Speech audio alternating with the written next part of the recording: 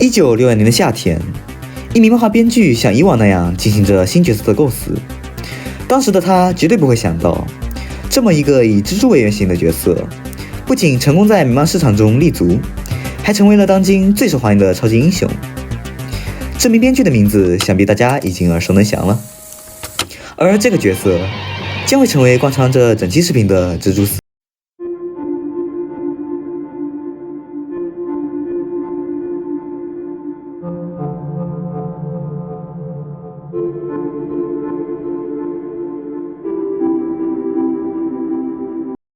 当然，这是一个玩具频道。说玩具，在惊奇山口诞生后，山口老师的创作对象开始转移到了美漫英雄上。我们今天的主角在那时也以惊奇山口002的形式出现在了玩家的视野中。这款玩具说是山口的代表作也不为过，因为是最早的那一批 AY 作品，在提高配置的情况下，它又保留了一部分老山口的玩具感。那具体什么个说法，我们后面慢慢说一遍。首先在造型方面，这款小虫是那种精瘦的造型，但是肌肉刻画又比较突出，所以动起来并不会显得很弱。再加上蓝色部分的漆面反光比较厉害，在光线下明暗对比就强了，更能凸显出身上起伏不停的肌肉，还挺有漫画中黑色阴影填充那种感觉的。接下来就是关节配置了，咱们挑点有意思的来讲讲。头部转轮，经典的前斜插加下直插，上控制侧摆，下控制平转。不过我经常把转轮稍微横过来玩，这样在探头的时候就可以有左右方向的扭动幅度。头部造型方面，整颗头被切了一刀，所以后脑勺在抬头的时候就可以缩进头内。虽然抬头幅度大幅增长，但是头部的一体性却因此遭到了破坏。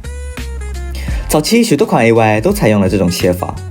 但穿帮最严重的应该就是脑袋光溜溜的蜘蛛侠了。可见山口是非常在意抬头幅度的。再看上半身，这款小虫的胸腔被做成了含胸的造型，导致其在通常状态下会显得有些塌肩驼背。肩部采用了6mm 的双段关节，这种关节虽然让手臂与身体的割裂较大，但对可动的帮助也有目共睹。就这款蜘蛛侠而言，两段弯折可动，再借着胸腔原有的造型，往前含胸便可以呈现得极为完美。至于扩胸，即使受胸部造型的影响，只要利用双段弯折进行一定的借位，虽然效果不会太好，但至少也不会扩不起来。这样的实用性使前期的 AY 玩具频繁采用了这样的肩部关节设计。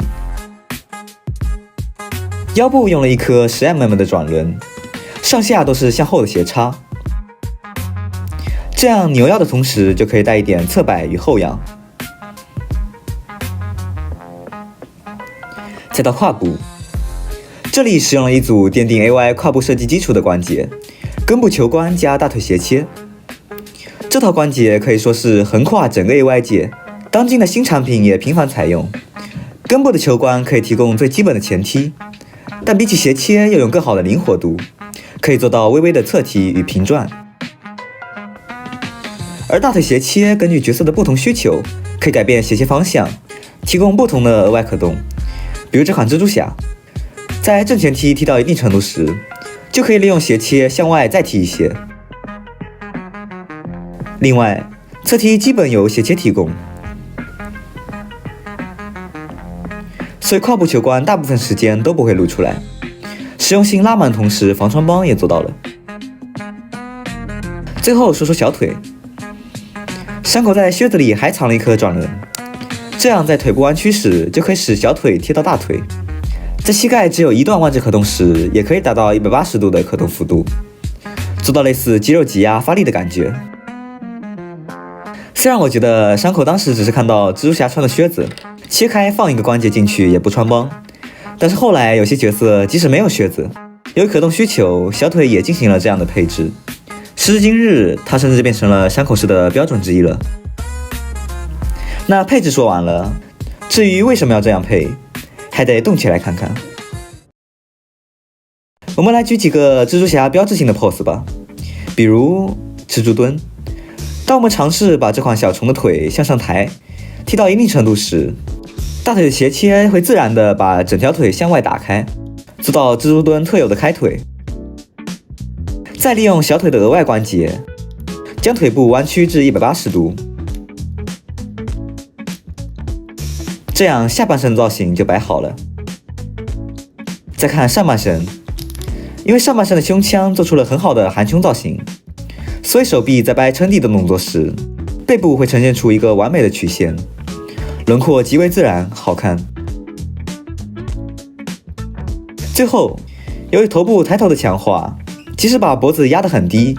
头依旧能很顺利抬起来。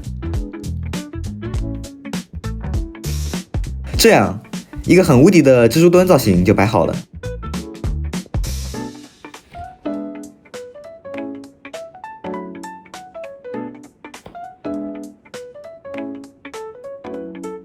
如此看来，头部抬头的特化、胸腔含胸的造型以及小腿的额外关节，几乎都是为这一蹲而设计的。并且不只是标准的蜘蛛蹲，只要是撑地的蹲法，这款蜘蛛侠基本都能胜任。我们甚至可以让它蹲再低一些，做到蜘蛛侠特有的贴地姿势。这种程度，在当年漫画形象的小虫玩具中，应该算是无敌了吧。说完蹲姿，我们再讲讲飞楼的 pose。经常看蜘蛛侠漫画的朋友应该会发现，在漫画中，蜘蛛侠的许多 pose 都是两腿开腿前踢，身子前探的造型。有时候，腿甚至会踢到与身子平行，甚至高过身体的程度。刚刚讲蹲姿的时候说过，在踢到一定程度时，斜切就会让大腿向外开。在这个时候继续上踢，配合上弯腰，就能很轻松地还原出这种 pose。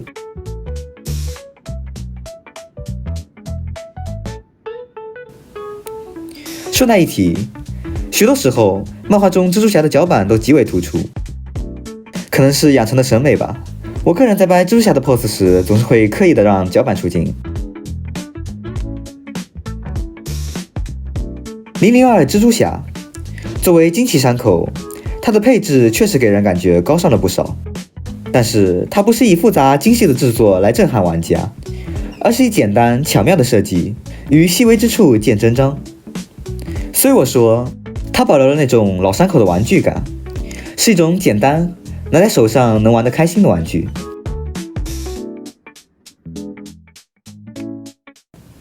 在蜘蛛侠漫画大火后，漫威埋下了一名读者的想法，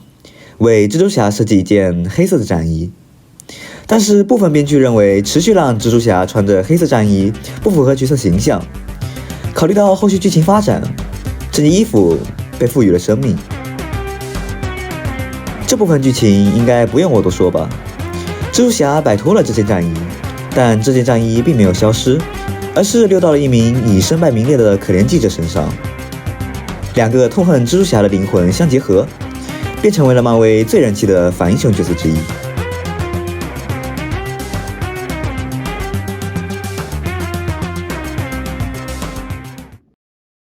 与初次登场于大荧幕的造型相比，毒液在漫画中的形象会壮上不少，特别是后期毒液的个人漫画，真是越画越大只了。那最还原漫画形象的 AY， 不把毒液整大只些肯定是说不过去的。于是，在经过山口老师的超级增肌后，这款6寸毒液可算是落到了玩家的手中。造型方面，这款毒液极度放大了上半身的比例，然后为了稳住视觉重心，又把腿部缩短了一截，整体造型直接变成超重型大猩猩。表面除了细腻的肌肉刻画，还有大量的血管分布，让细节量更上一层楼。除此之外，这款毒液的手臂还做出了供身体分出的小触手刻画，使原本偏圆润的造型变得有棱角了，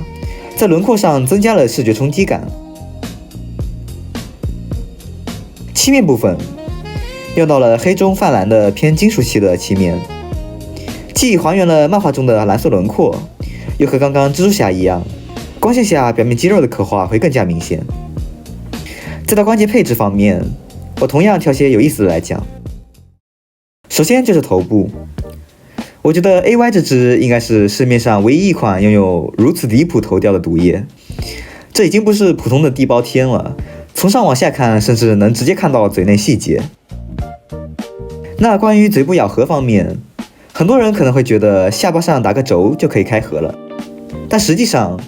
人在嘴部开合时，上下排牙是有很大一段距离的，并且也不是普通的绕圆心旋转。那普通的转轴，圆心设在高位，其实也可以做到上下排牙拉开距离的造型。不过这样，下颚就与上颚错位了。再看回毒液，抛开地包天的下颚，单说结构，它的头部分成了上颚、下颚和部分脖子3个部分。下颚通过轴连接与脖子，上颚通过转轮连接，也就是说，它的上下颚就不是连在一起的。这样，张嘴时只让上颚向上旋转，下颚与脖子部分保持不动，就可以在上下颚拉开距离的同时，保证上下排牙对齐了。但仅仅是张嘴，对这款毒液来说肯定是不够的。为了让极限张嘴状态下的毒液下巴不错位，山口把下巴延长出来一点，你可以理解为为了让嘴长得更大，就像这样。顺带提一下，山口对嘴部的小心思其实早在老山口时期就体现过了，比如上一期视频就有这么一条分析兽儿嘴部的评论，大家也可以去围观围观。接着我们来看看毒液的胸腔，也是山口式胸腔斜切的源头。可以看到，这款胸腔的两端分别被切了一刀，通过球光连接，旋转中心在偏下的位置。这样只要两端带动肩部旋转，改变肩部的位置，就能做到类似韩阔胸的效果了。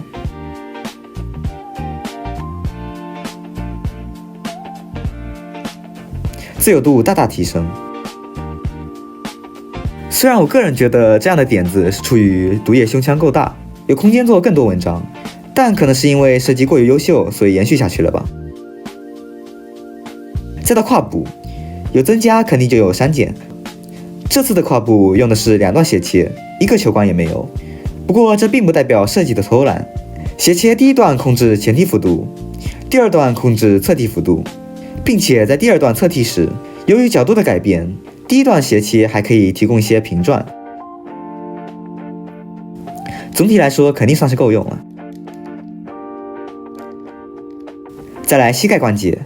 就是普普通通的一段单轴，除了节省成本以外，这样做其实对毒液来说完全够用了。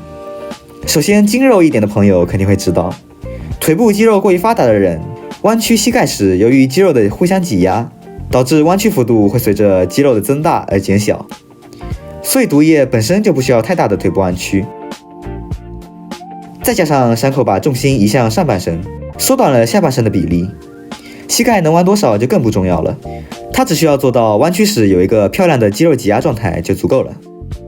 而这样的单轴关节不仅可以做到上诉功能，还有着优秀的防穿帮。最后就是脚踝，不同于蜘蛛侠，这款毒液的脚踝下半部分用到了球光连接，这样脚板向上挺的幅度就大大增加了。在做下端动作时，就能很好的接到地。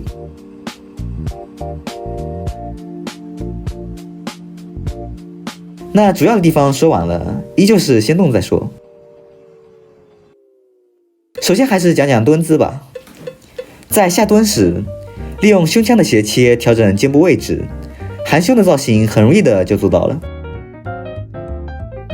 并且因为手臂较长，腿部较短的原因，我们可以让手臂的手肘部分接地，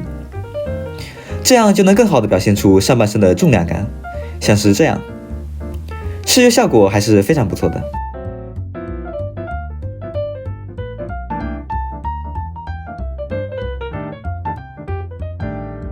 接着再来拜拜动态的 pose， 像毒液这种胳膊，肯定是要试试冲拳的动作了。在两条巨臂的加持下，挥拳的张力可以说是被拉到了顶峰。那这个时候呢，就应该把主角拉出来一起欣赏欣赏了。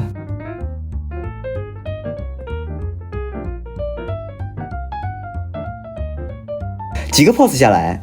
不难发现，比起上一款蜘蛛侠，这款毒液在摆 pose 时，重心基本在手臂上，而腿部仅做修饰，